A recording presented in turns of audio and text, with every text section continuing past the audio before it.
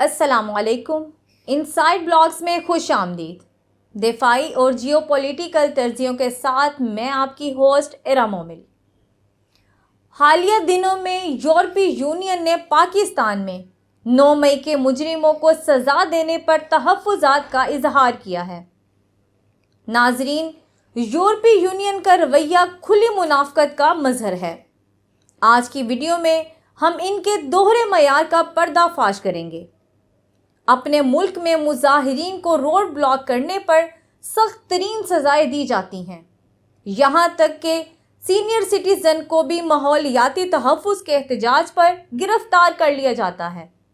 लेकिन जब दूसरे मुल्क संगीन जुर्म पर मुजरिमों को सज़ाएं दें तो इन्हें इंसानी हकूक़ की खिलाफ वर्जी करार दिया जाता है। आइए देखते हैं कि ये यूरोपीय मुल्क अपने मुल्क में मुजाहिरीन को कितनी सख्त सज़ाएं देते हैं।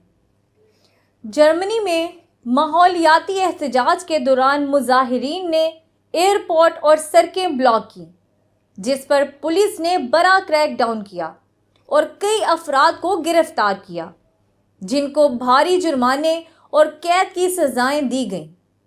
जर्मनी में फसादात या पुलिस के साथ झड़प करने जैसे जराइम पर सख्त जुर्माने और कैद की सज़ाएं दी जाती हैं। अगर कोई शख्स अवामी या निजी इमलाक को नुकसान पहुंचाए तो इसे 10,000 यूरो तक जुर्माना और 5 साल तक कैद की सज़ा हो सकती है। यहाँ तक कि गैर कानूनी एहतजाज में शिरकत करने पर भी 500 यूरो तक जुर्माना आयद किया जा सकता है।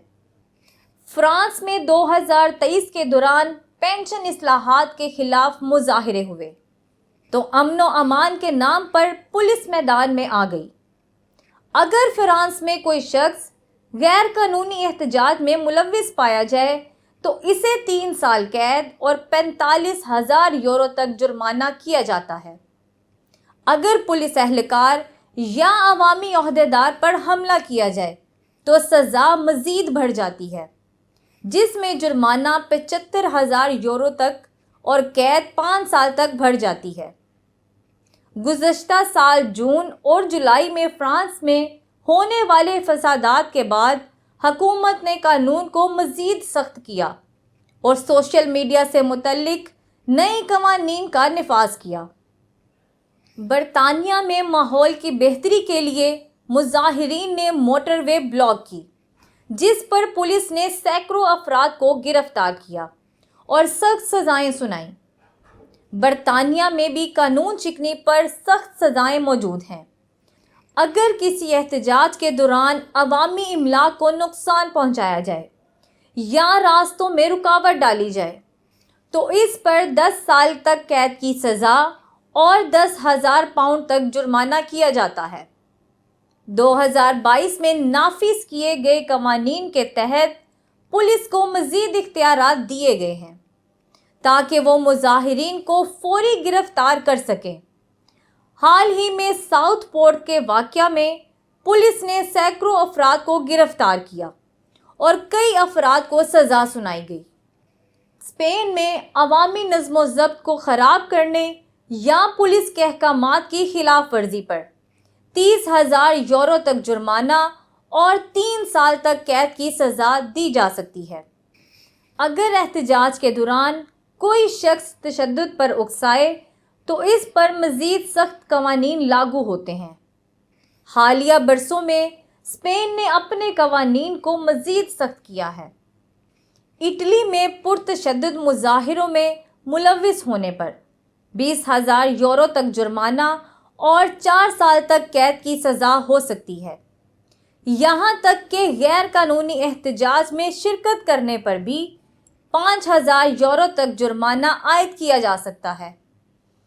किस मुंह से यूरोपीय यूनियन ने 9 मई के फसादियों को सज़ा देने पर तशवीश का इजहार किया है।